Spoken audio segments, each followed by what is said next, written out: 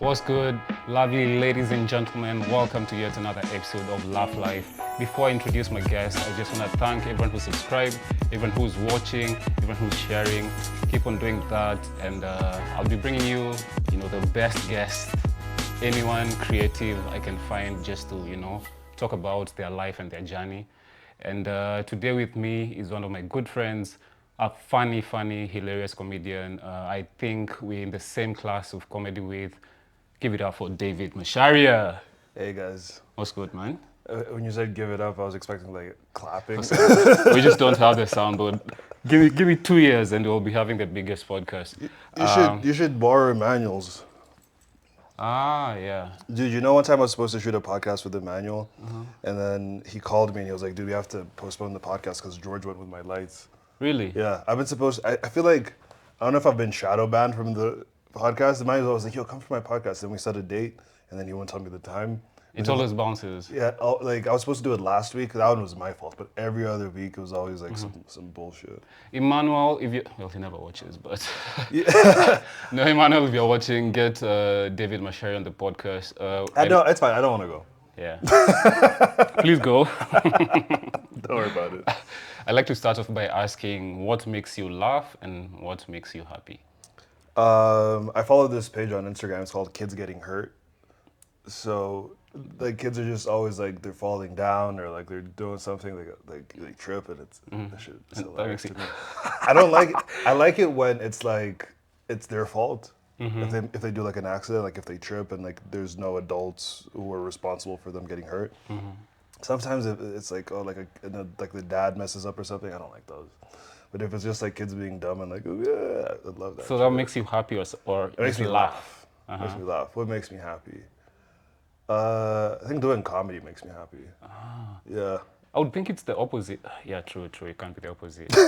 But I wanted to say like my thing that makes me laugh is just jokes, like just pure jokes. But happy is comedy. But then I think again, like comedy and happiness is not the same thing. Oh, no. Like, do you agree?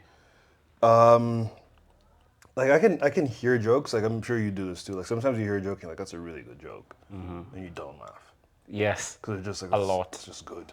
Yeah. So those, I mean, Why do you think particularly it's comedians who do that? Like, why not just laugh? Why just say it's a... because I feel like that's even better than laugh. Like that's a bigger compliment than laughing. Because like I feel like comedians laugh at jokes that they relate to or like situations that they've been in, but otherwise you're just like looking at the structure of the joke and you're like, oh yeah, you're like, oh that works like this. I can, I see like where you're going with the process, blah blah blah. Or like, oh, I've never thought about writing a joke like this. I should try that. So you're more thinking about like yourself. I think comedians are very centered and self-centered. Yeah. So yeah, that's why even like when you're what was I gonna say? That's why even like when the jokes you laugh at are only ones that you can like relate to. Like I'm not like, what's your top 5 comedians? Nice. I'd go Louis C.K., Bill Burr, Chappelle, Dave Attell, and then... That's 5, no? That's 4. Oh, okay. And then like a Brand Reagan. Yeah, so no women. Yeah. Yeah, but not because women aren't funny. Just Were you just setting me up to tell? No. I knew it was like, I didn't know it before, but like I knew there was going to be no women. But not because women aren't funny, just because you don't relate to like, oh, you ever leave your vibrator at the office? But I do relate to just funny stuff. No, but you know what I mean though, right? Yeah. Like, it's all like guys with like not even like the same point of view, but like, I don't know, it's like temperament or like... You say it right, it's relating. Because even like I have this thing where I look at what celebrity someone associates with, it's always someone who looks alike to them, especially to women, even men. Like you're just like, whoever your musician is, you just have something similar. Yeah. The both of you, like, so go top 5. So no women. Let me cook Mamito, Nice. Nikki Glazer, Keep going. Justine, Wanda, Let's go. Rosebud Baker, Nice. and Eric Omondi. The cross-dressing Eric Omondi. Yeah, I just like when comedians wear dresses, you know? Yeah. Dude, so, like you said, you can't just watch. So how are you able to watch like stand-up? And do you watch a lot of stand-up? There's times I do and there's times I don't. But like you said, like there's only like specific people that like if there's specialists coming out, like I'm excited for it. You know, like Chappelle, Louis, Burr. It used to be like that. Like with Norm. Norm, I guess, was one of my favorites. You really but, liked Norm, yeah. Yeah, but he only has 2 specials. Yeah. So like it was never like, oh, this is Norm specialist coming out. Did he have, sorry, a lot of late night sets? Did he do? Yeah, he did. Well, he had a lot of late night like interviews, Like on the Conan on and the Letterman. couch? Yeah, Oh, okay. I think he did a set on Letterman. He has like one of my favorite late night sets. He has this joke. He goes, "ID is a strange acronym because the I stands for I, and the D stands for identification." The D's doing a lot of the heavy lifting there. I love that. Norm used to have some of the funniest beats. We're talking about Norm. Mangeli! Mangeli! So we're talking about Norm Macdonald, man, one of the best comedians in the last century. I think he passed from He had cancer cancer without telling anyone. Like he lived Yeah. with it for like, I don't know how long. for a very long time. I watched this documentary about him on Vice, and apparently he did comedy like when he was like a young guy, and then I think it didn't go that well. I might be misremembering it, but he did comedy. It didn't go that well. He stopped doing comedy, and then got the cancer diagnosis, and then just became a comedian. I think, do you think like it pushes him to just fucking do comedy and nothing else? I mean, I feel like there's certain things that happen in your life that kind of like just make you choose something, whether it's, you know, doing a stupid career or like getting serious with your family or something. Like, cause like even Chappelle, there's a story about when he had his first kid, he was like, you know, like a broke comedian. And then when his wife got pregnant, then he became like a hustler. Like he was like grinding. But there's people like, even like we know, they could be a comedian and then their wife gets pregnant. They're like, okay, I'm not gonna do comedy anymore. I'm just gonna like focus on my family. Understandably. Yeah. Do you have something of the sort like that happened to you that drove you to comedy? I just feel like, I don't know if this is like a limiting mindset. I don't feel like there's much else I can do. Like I wasn't that good in school. So it's not like I'm gonna like, you know, become, like do it, like I can be a lawyer, you know? I don't Yeah. have the grades for law school. You I can can't be a musician, dude. I'm not good at music.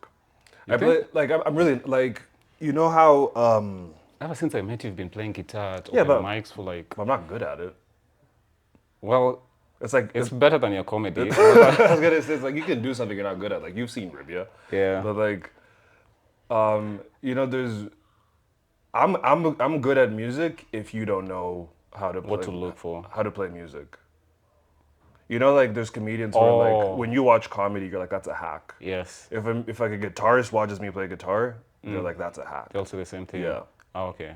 But then where does your love for music come from? Cause like I can see it influencing your comedy, not in your writing, just like you have a show you're organizing every other Thursday here at Chemi Chemi.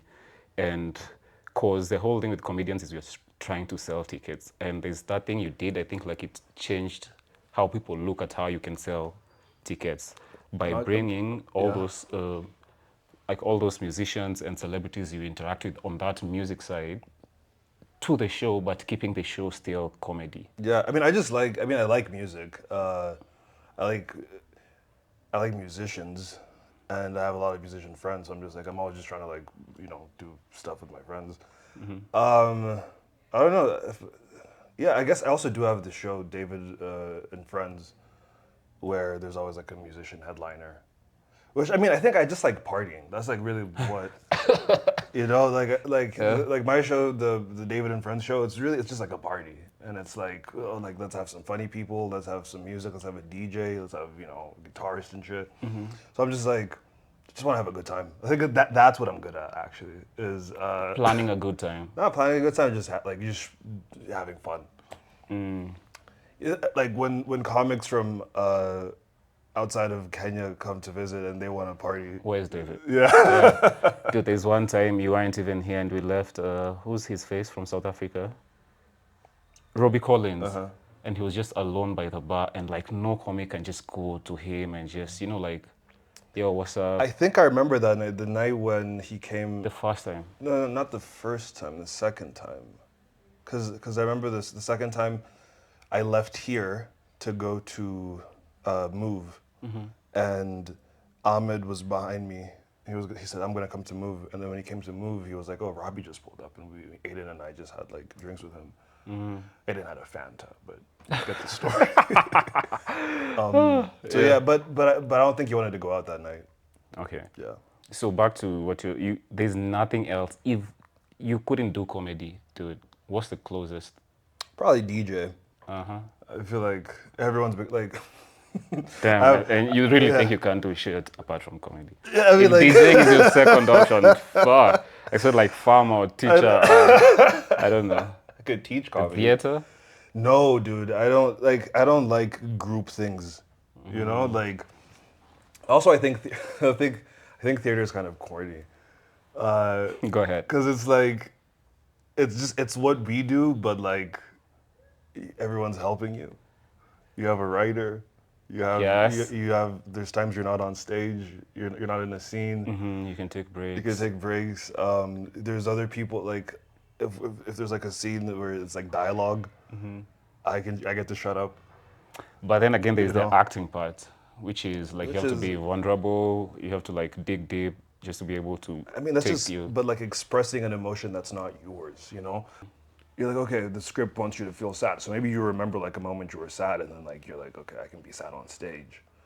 But if you're doing stand-up, you're talking about a time you were sad. You're telling them about you, Yeah. not just showing them. You're telling them and showing them. Yeah, but you can make up. Of course. Yeah. But still, you can, but like, of course, there's no comedian who like, their set is 100% fabricated. Yeah, true. So they are being, you know. Yeah, and also to your point, when you're acting on stage, you're not really expecting one reaction the whole yeah. time. Yeah. Like you can have a cool show when no one reacted. I think. Yeah, it was like, Right? you're not waiting for laughs every so often. Yeah, if they're listening intently, that's fucking good. Yeah. Here, if they're listening intently, that's not good enough. Yeah, it's You good, still but it's have- not good enough. Yes, Yeah. you still have to get the. And then laugh. even if they're like, if 50% of the room is laughing, that's still not good enough. You're like, fuck. And even yeah. if 100% of the room is just like chuckling or giggling, that's still not good enough. It's like there's It's like we want the best. We want to write the best jokes, perform the best, and also we just putting those standards onto the Yeah. audience. I like how when you're done, no, is it when you begin, when you're hosting, you always say like something about pitting the audience against another audience. What's your line? Or you like how do you guys think you did? when sometimes when I bomb, or like when I feel like I've bombed, I'll be like, well, that was my time. I'm happy. How do you guys feel like you did as an audience? Because like this is like a two-way. Yeah, it always gets a laugh. Yeah. So speaking of comedy, dude, everyone is shooting a special. Yeah. How long have you been doing stand-up? Since 2018. How many years is that? Like 2018, I'd say 7. yeah. Damn. I guess it's gonna be next month is November. Yeah. Yeah, so it's gonna be 7 next month. Do you remember your first set? Yeah. You remember? November 2018, November 12th, I think. Where? Gecko, like right here. Ooh, okay. Any joke from that set you can remember? Mm-mm. Okay, yeah. Even I always like I watch comedians on podcasts and on interviews and stuff, and even like rappers say like, oh, the first bars I wrote were like the exact first joke I told were the exact bars I wrote the first time. I was like, how do you remember that shit? Because then the night after I did a completely different set. Oh, okay. Yeah. So you were just writing before you figured out those. I remember. I was writing jokes before I started doing stand-up for a few months. I don't know why. I think I just got into like comedy podcasts like on YouTube, and they'd always talk about like how much fun doing stand-up is. Like, oh yeah, I was at the comedy club last night, and fucking Bobby Lee said this, and then Pulled his dick out. he pulled his dick out, and then Ari Shafir punched him, and I was just like, ah. And then it's like, oh yeah, and then we were drinking until 3 a.m. and I was like, dude. That's life. I was like, my childish ass. This is what I want to do with my life. But what are you doing then? You're in Daystar, I think weren't you? I've never been in Daystar. Strathmore. I've never been in Chicago. Jeez, you're in college. This is the worst research show ever. KU, JQuat, okay, let me name them. I've been to so many colleges. You're just saying the ones that I've never been in. Dude, you are in Desta, come on. No, I was in Riara. Oh shit, sorry, Yeah. my bad. Uh-huh. I was in Riara for the second time. What were you studying? Both times? Dude, you even forgot. I was doing business. Business? Yeah, I was majoring in HR. Are you serious? Yeah. Oh, that's what I would do.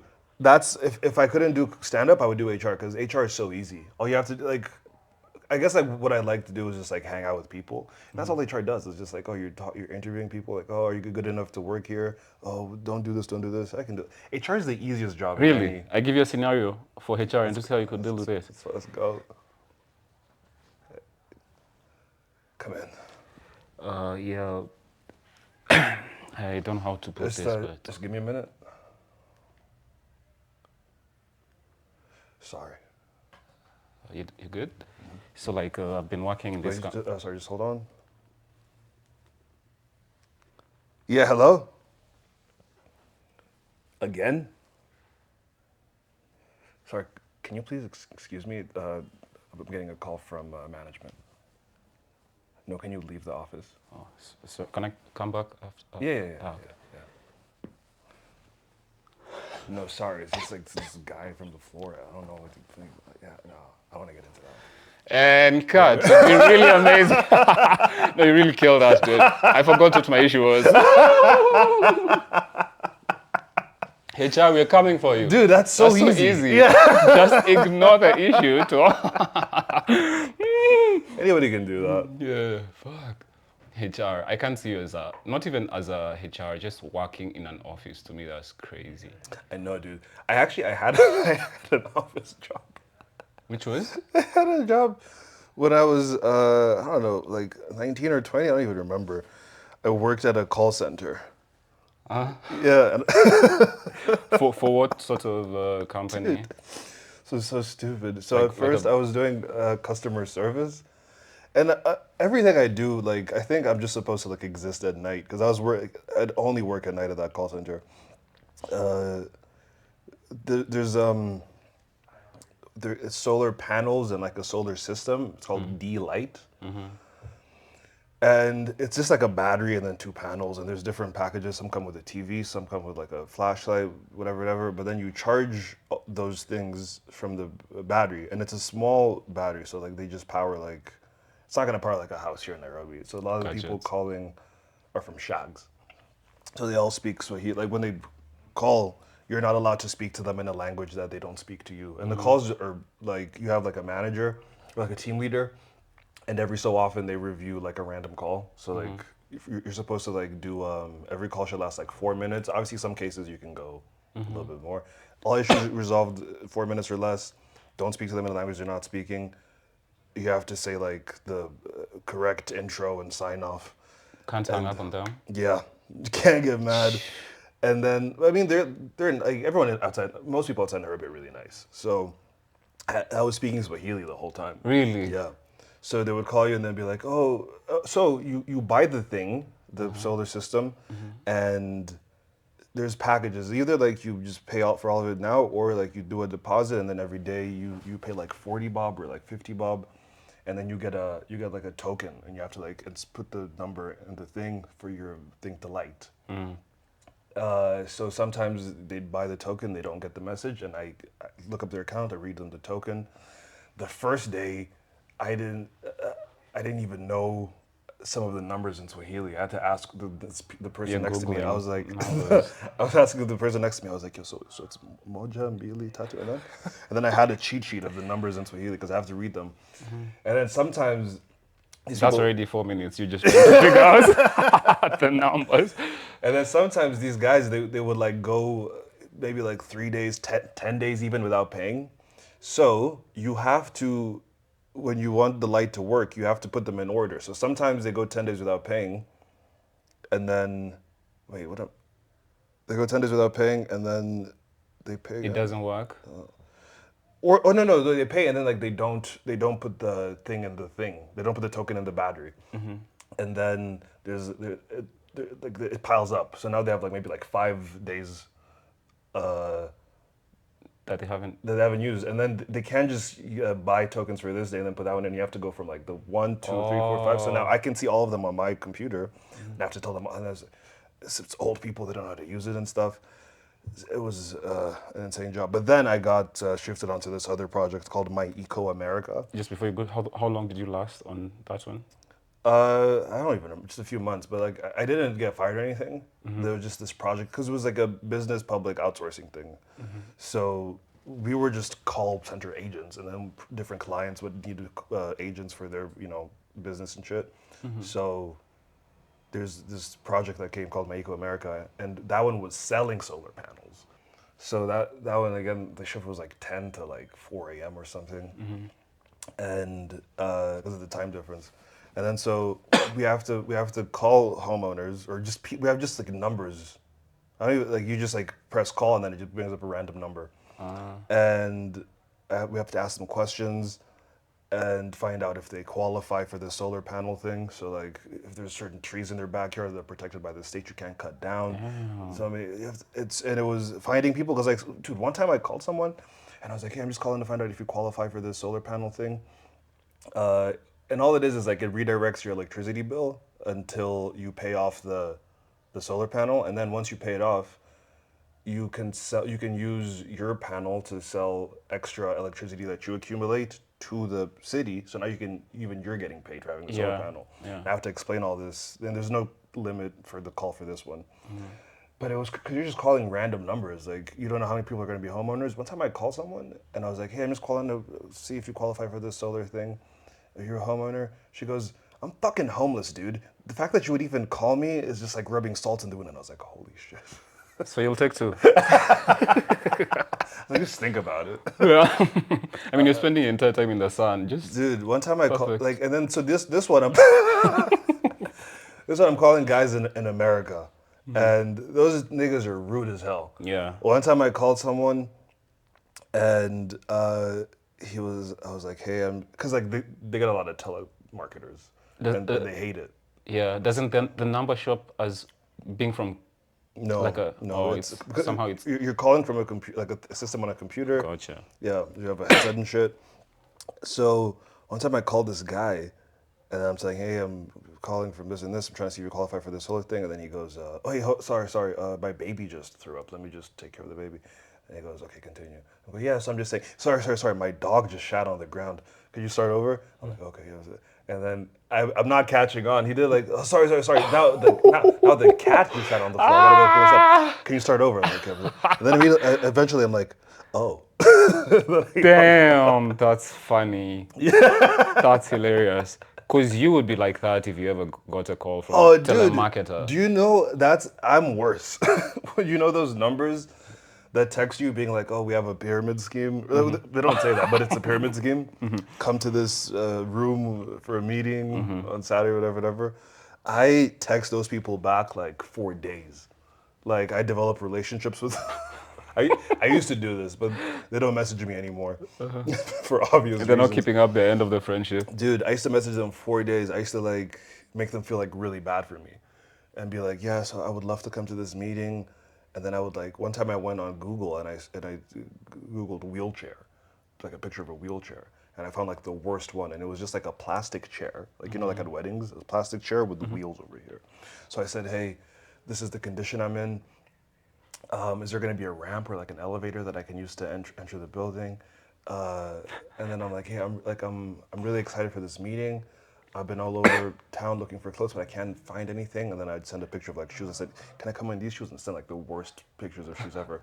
One time this is on WhatsApp. Yeah. One time this guy was messaging me for like 4 days. And then I was like, hey, dude, all my clothes are dirty. Then I went on Google and I found a picture of like a skinny black guy in like underwear that's like, just like, you know, like not boxers or briefs, like, you know, like the like girl like panties. Yeah. Like ones like children Cowboys, they used to call them here. Okay, yeah, cowboys. Yeah.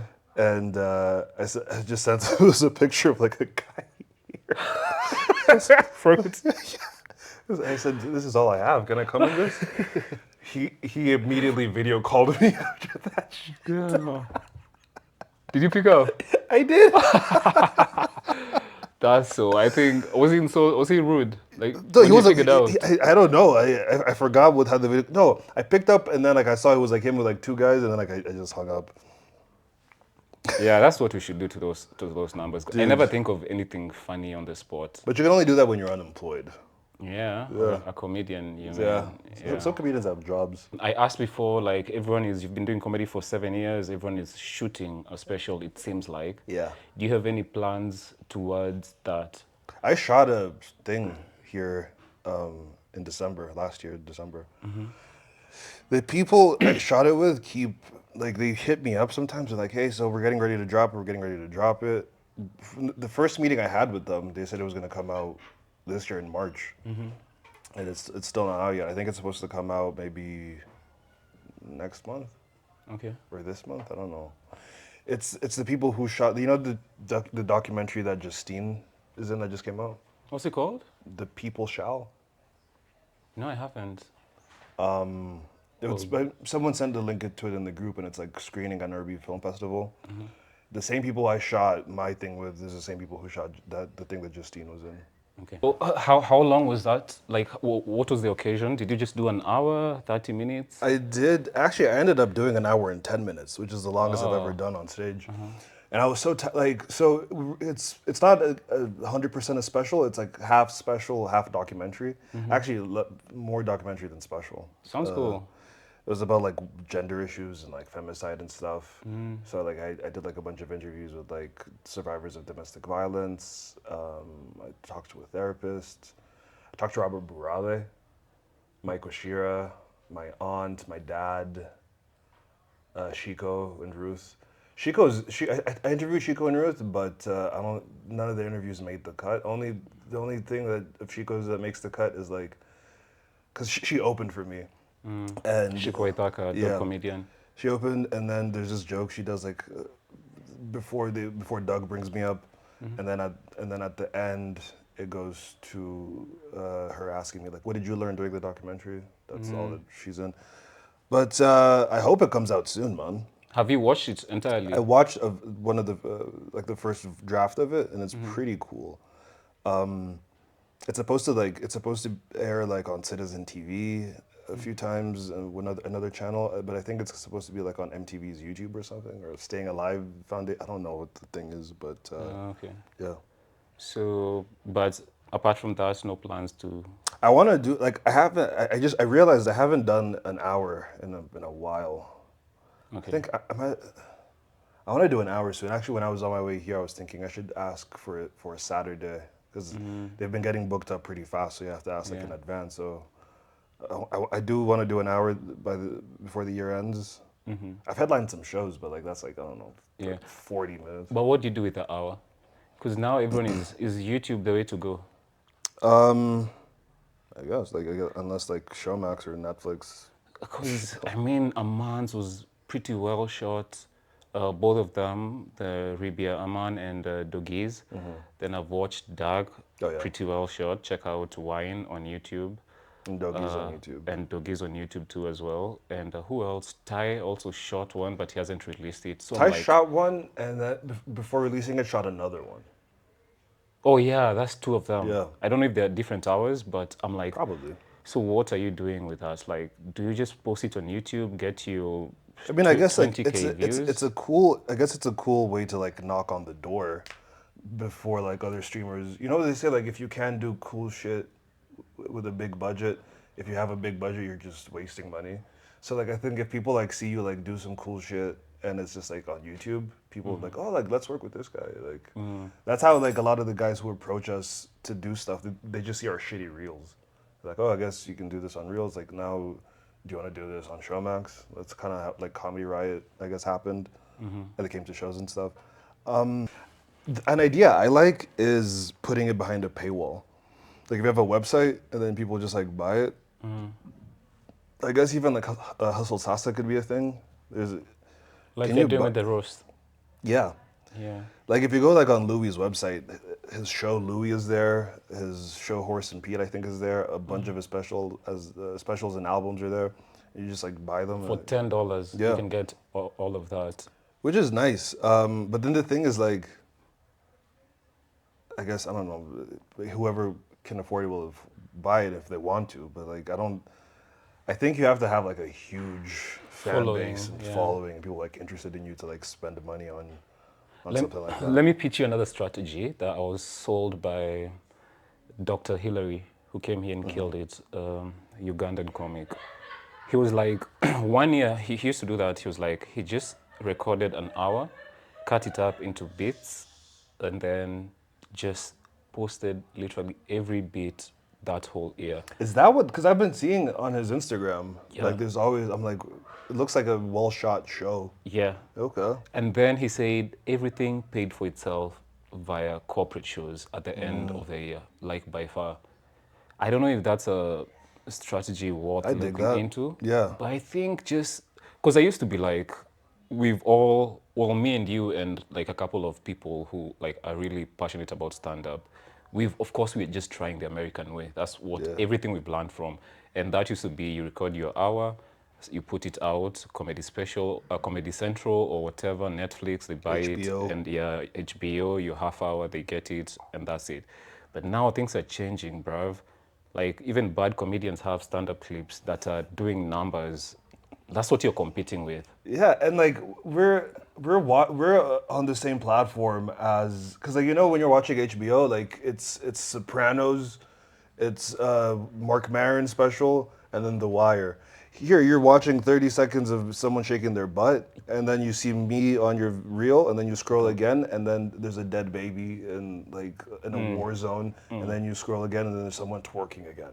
Yeah. So it's like, what are we doing? Dude, yeah, just to make it, Yeah, just to be seen, yeah. just to be seen, you have to put a lot of work in. And then now just to be good, it's even extra work. And it's not like there's people online waiting for you to drop a video. So you have to be like, like you just gotta like In their post face. either like, I don't know, 3 times a day, post every day so that you're just like in the algorithm. Yeah. Yeah. Who do you think is doing it well here? Is it Aman, I think. Aman like would be pretty consistent with his lives, his clips, especially like when he has something he's working on. And then also he has like a pretty good big following from having been on TV, so that already helps. Like when people like it's easy for people to find his stuff, so they do well. I don't think anyone else is that consistent. I'm not. I have periods where I'm consistent, but then sometimes I'm like I need to be writing jokes, not just like burning material. Yeah.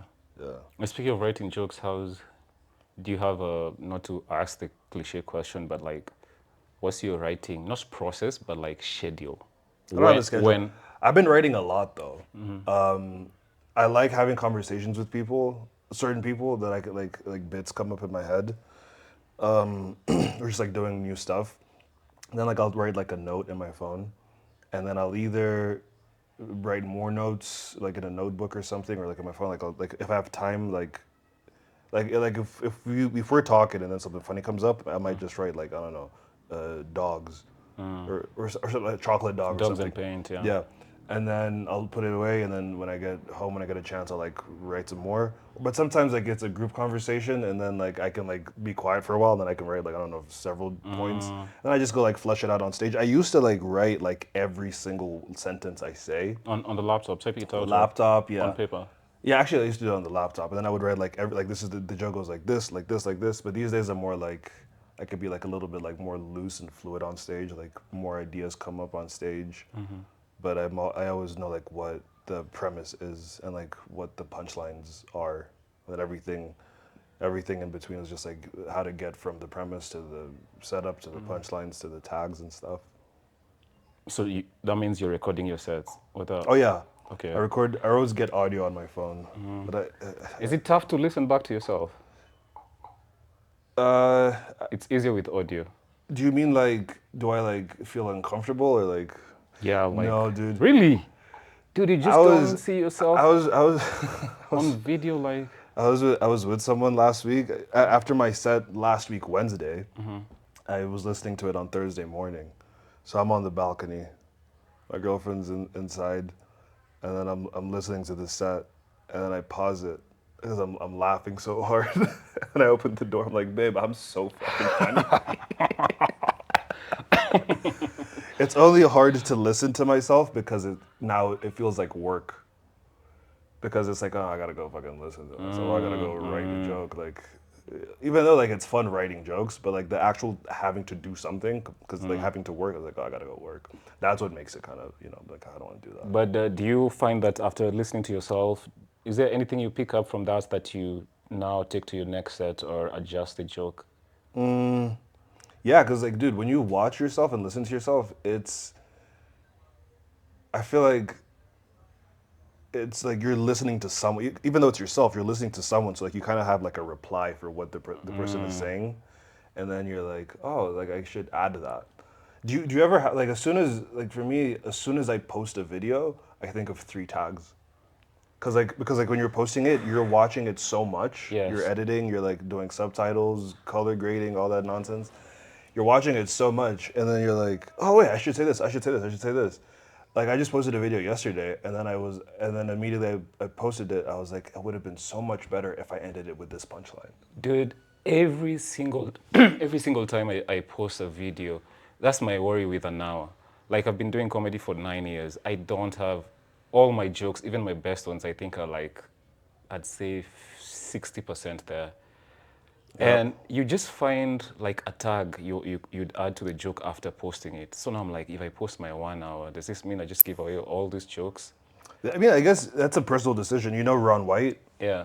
He has a special where he does. I think it's called A Little Unprofessional.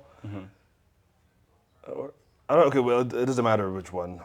If I remember, I'll tell you. But one special, he does a joke about his wife getting him a bike, and then he says how many miles it has on the bike, and he just does the joke, and then the next special he does the same joke with like two new punchlines. My second wife and No, no, it's just like it's just like honestly it's like 2 tags like he just added to it, and I saw him talk about it on a podcast, and he was like, yeah, dude, I thought of a really good tag for it, so I just put it in the next one as well.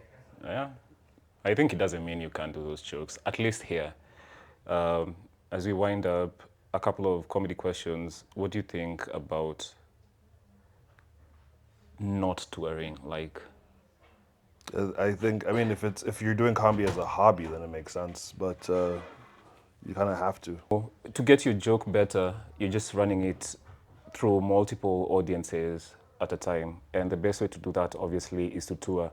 Robbie Collins came here, he told us some of the jokes he's done, if were it not for him going to another country, that joke would not have ended how it did. Yeah, it even existed. He has the gay laws in Namibia joke. That, Yeah. and there's one he did here in Kenya about Pointy.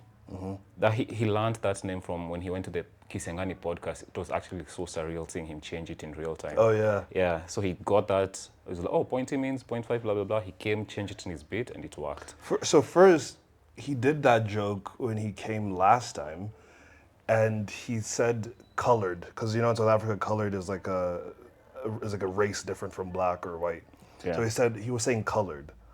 And then, I don't know if this had anything to do with it, there was like a bunch of like not controversy, just like noise online about Tyla calling herself colored, because in America, colored isn't like the coolest thing to call a black person. Yeah. And it came to this whole like diaspora war, but like America thinks we're the main character, this is whatever. So he came back, and then instead of saying colored, he was calling himself person of color. I noticed that. And then when he did the Kisangani podcast on Saturday, right? Yeah. So the first 2 nights, on Thursday and Friday, he did the joke, and he was saying person of color. And then I guess, because I watched the podcast, and we watched Emmanuel say it's Pointy, and then on the 3rd night he said Pointy. Yeah. So it's like just talking to people, different cultures, different audiences and stuff.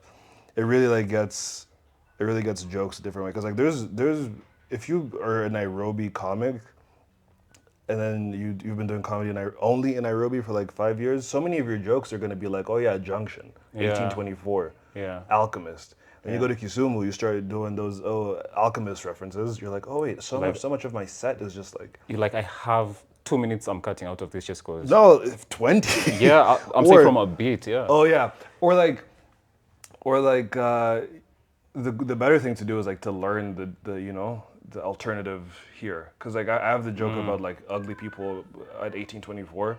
When I did the joke in Nakuru, I had to find out. I was like, yo, what's the club for ugly people here? Can you imagine going asking, yo, not that it has any reflection on you, but what club has the ugliest people? Right. What was it? Or What was like, it in Nakuru? dude, I have to go ask. I had to go find the ugliest person. I said, where are you going tonight? What do you club? I don't know. I think it was called like D6 or something. They told me. Platinum. I only know one club in 7D. In 7D, Nakuru. 7D, the yeah, one. yeah, 7D. Did it work when you did it? Yeah. Okay. Shit. Yeah. So I'm just saying, bro. What's the next move? Because we have to get out of Nairobi. I know. Yeah. Maybe we went to. Arusha. I do want to do like Tanzania and Uganda. It's pretty soon. Yeah. South Africa, obviously. Yeah. I think now there's people who are just what's it called, paving the way. Yeah. Justin has done a couple of She's done like countries. Ghana. Namibia, She's Zim. done she Zim. did Zimbabwe. Yeah. Yeah. So I feel once one comedian has made contact there, it's easier Yeah. for you even just from the. I really like what Justine is doing because she's doing exactly what she said she was. Like when I first met her, I think like the second or third conversation I ever had with her, she said she's gonna do exactly. What she's doing Yeah. now. Dude, She mapped it out. I was thinking, I was like, word, like you're gonna do this. And I was like, she's fucking doing it. You guys listen to Justin. I was like, get a load of this guy. Look at this. And she's going to Zimbabwe. And it's satire. A satirical show. Justin, but I love just watching her. Leaps and bounds. Justin has been consistent. Yeah, dude, I she's love so dope. that, man. And also just humble and just a nice person. Oh yeah, she's the best. I've seen, like, let me speak on for myself. Sometimes I don't want to come to comedy just because, like, do you feel like some interactions inside a comedy club can just leave you feeling depressed or sad or just not social? Do you have that? Yeah. I've never had that at For real? a comedy club. Dude. What, like people making fun of you, or No, not that. Just everyone talking about how broke they are? part of that, but like I don't know where that negative energy comes from. I mean, for the most part, it's okay, but sometimes I just wanna. It's like it's hanging out with comics, drinking. I was gonna say going out. I don't have that because when I get home, I'm so drunk. So I don't have. I was like, oh, that was fun. So I think for me, it comes in the morning where I was like, why did I drink so much again? So fucking stupid. You never found like you said something to someone and you regret it, and you're like, dude, if I hadn't been in that situation. I don't think so because I feel like everybody like there's a context for. It's not like we're at Java, and we're telling the waiters like, your mom's a bitch. You know, that's not what we're doing. Yeah. We're hanging out with people who also say terrible things to other people. So it's like we can't, like I'm not saying it's cool to like bully people, which I don't think we bully people except for that. Were you there last Wednesday? Where Tim was wearing a pink T-shirt. That was at the back. See now, that whole conversation, I just regret it. I don't regret it at all because we laughed so much. Yeah, it's his expense. That is expensive because even him, because he can make fun of us. Yeah. It's not like there's like a hard, like these are the people you can't make fun of. Yeah. It's just like you make fun of us too. So. And also don't wear a pink T-shirt. That too. That's like the biggest regret anyone should have for that interaction. No, I'm kidding. I feel bad for him wearing pink. I should have warned him earlier. But like, okay, so that not just here. Dude, I was talking to my mom. I was like, I'm gonna go do George's podcast, and she said, George Oweru? I said, yeah. He said, and then she said, I hope he has enough lip balm. Yeah, that's one of my jokes. Dude, your parents have been pretty supportive. No one has come to many gigs like your parents, and they're laughing. Yeah. They laugh when people make fun of me too. Yeah. Shit. I was debating Thai at one of the highly debatable, like one of the first ones, and my girlfriend was sitting with my girlfriend at the time was sitting with my parents, and then on their way home, my girlfriend was something like, "Dude, your mom was really laughing when Thai was making fun of you." What's up, Mom? Yeah. I think maybe that's where I get it from because my mom is very funny, and her mom is very funny, and I feel like I just grew up around like people who were not like corny parent funny, like smart joke funny. Funny. So I feel like I'm never like saying anything to like be mean to people. I'm saying it to be funny. And sometimes the funniest thing to say is mean. Yeah. You're not saying it to be mean. You're saying it to be funny. So funny is, if it's funny, it goes. That's your standard. No, I think everybody has their lines. There's definitely things like I wouldn't say. Yeah. I'm so wary of being mean, and I think it, like that is fast on my mind. So I'm not usually able to make the fast joke, which is almost always the funniest joke, only because I'm thinking of not being mean. You've never had a struggle like that, for real? There's okay around comedians. No, if I'm with regular people, then yeah. Like, dude, what? Like, sometimes someone came to me like sad. She just got off the phone with her mom. She was like, my grandmother just had a stroke, and then the first thing I thought I wanted to say, I was like, yeah, I'm trying to have a stroke too. I was just going there. Yeah, I didn't say that. Yeah. If it was like if you said that to me, I was like, yeah, I'm I sure. would Yeah, I'm never gonna have a say that stroke. to you. I'd hide that. There's like no, but like I've also like I think like I'm maturing and I'm getting older because like I feel like a few years ago I would have definitely said that. Sure, I would have been like, yeah, I'm trying to have a stroke too. But now I'm just like, I think of funny shit to say and I don't say it and then I pat myself on the back. For not saying not it. saying it, Yeah, yeah. that's growth. That's growth. But like the whole point was, of course they say like comedians suffer, I don't know statistics versus every other profession, but like mental health issues. A lot of comedians have committed suicide, Bullshit. depressed. Dude, you don't think A so? lot of plumbers have committed suicide. So okay, that's where I'm coming. You Yeah. think it's just life. It's not related yeah, to occupation. it's not. It's because it's like it's only interesting to talk about when it's comedians because there's a juxtaposition of what we do. It's like how people talk about. Oh, do you know doctors used to smoke? It's only interesting because of the juxtaposition between like what Health. the profession and what that they're not healthy. That's good. You know how they say like, oh, I don't trust a skinny chef. You don't talk about skinny salsa dancers. Yeah. So they talk about skinny chefs, they talk about doctors who smoke, and they talk about comedians who are sad. But with reason, I mean, you're going up there and being vulnerable other than any other. Well, you're being funny, Yeah. and And if it doesn't work, that's like rejection. Like since you're coming up with everything, every joke is from your mind, it's from an experience, and when you pour that out to an audience and they reject that, I don't feel it. I've never.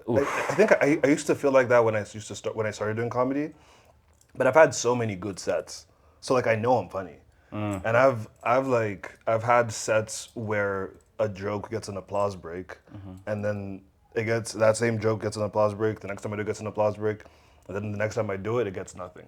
So I'm like, oh, I'm not gonna think I'm a bad comedian. That joke sucks. I have so much evidence that I'm not a bad comedian and that joke doesn't suck. And then if it's a joke I've never done before, or if it's a joke I've done and it's never gotten a laugh, I'm like, I've done jokes that don't work and then I figure them out later. So the thing I'm here for is the process to like make that joke funny. And it's like that's the job. I'm not gonna like get emotional about a joke not being funny or like having a bad night. it happens to the best of them. Everyone has. There's a video of Chappelle bombing on stage for like 20 minutes, like in Yeah. London or some shit. Speaking of, what's your...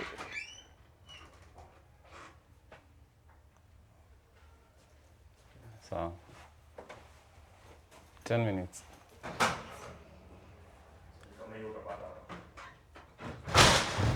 So let me ask you this one question. It's your worst bombing experience, and then we play the game to wrap up. Do I remember my worst bombing experience? So speaking of bombing, what's your worst? Any memorable bombs? I guess when I did BYSS, I think that Because was you like, said so. yeah, I think that was just a bad experience in general. Like from before I got there to after I left. Because remember, so this was the last time they had stand-ups, I think.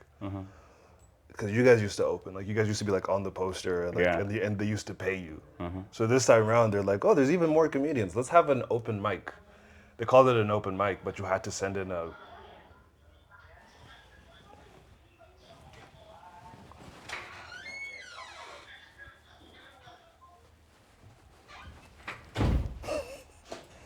You guys have but Matatu conductors as colleagues. Do you know that? So Apologies. my worst bomb was BYSS after they used to pay you guys to do stand up, and then more comedians entered this scene. They were like, let's do an open mic, except it wasn't an open mic because you had to send in an audition tape.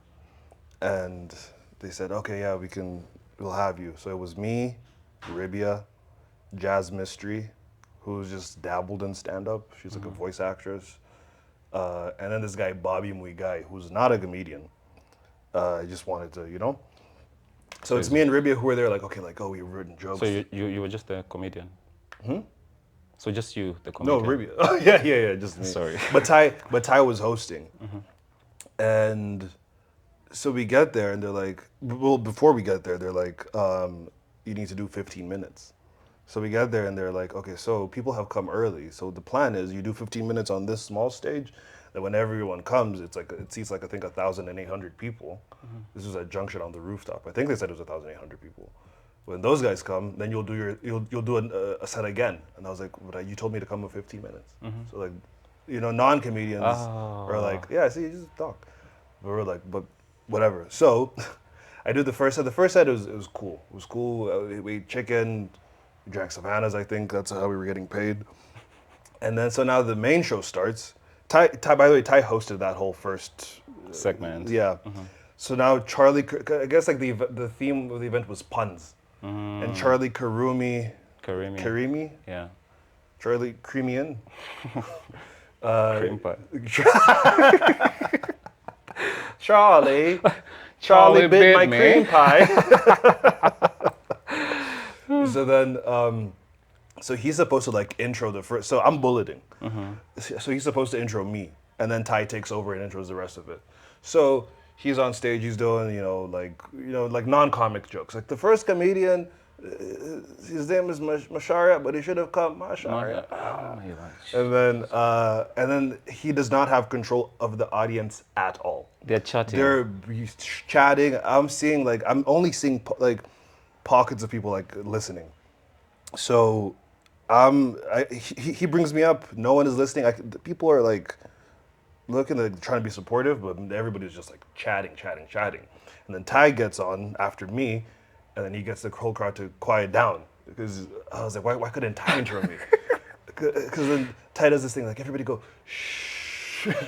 The whole crowd, everybody who goes on after me Kill. Bobby, the guy Bobby, he gets on stage and he's like he's twerking to Beyonce. Everybody's like, wow! You're following a twerk. No, he was. Oh, that was after yeah, you. I think Jazz Mystery. She was just doing like accents. She's killing. Ribia, I think he did the same set, like similar set, but people are listening, so he's doing okay. And then I switched up the sets a little bit, but I've been doing comedy for less than a year at this point, so I don't have like 30 minutes of material. So I did some of the same jokes I did downstairs that I did upstairs. So I go home and I see on Twitter, these BYSS comedians need to stop repeating their jokes. And I was like, I'm not a BYSS comedian. I'm not even getting paid to do a bad job. Seeing that on social media as well in your first year of comedy. Yeah, but at least they didn't say David Macharia. Yeah. Which nobody. But you knew it was you. All right, dude, thanks for being here. We're being chased away from the venue. We're not being chased. Stand Up Collective gave us this room for an hour. And thanks, dude, for being so gracious coming here on time. Sure, right? And yeah, I hope to have you next. I wanted to touch about the mental health aspect. You're not able to go into that, but I'll have you on next time. So as you wind up, man, just wrap up plug anything you want to plug. This is on YouTube? Yeah, this is YouTube. No, when you're done watching this, go on my YouTube. David Macharia Comedy. Watch my videos, subscribe, and come to my shows, please. All right, that's it. 29th November, I'm also doing a special here at the Laf Lyf. More details will be out, so I hope to see you guys there. It's my first hour. Nice. Cheers, man. Peace, gang.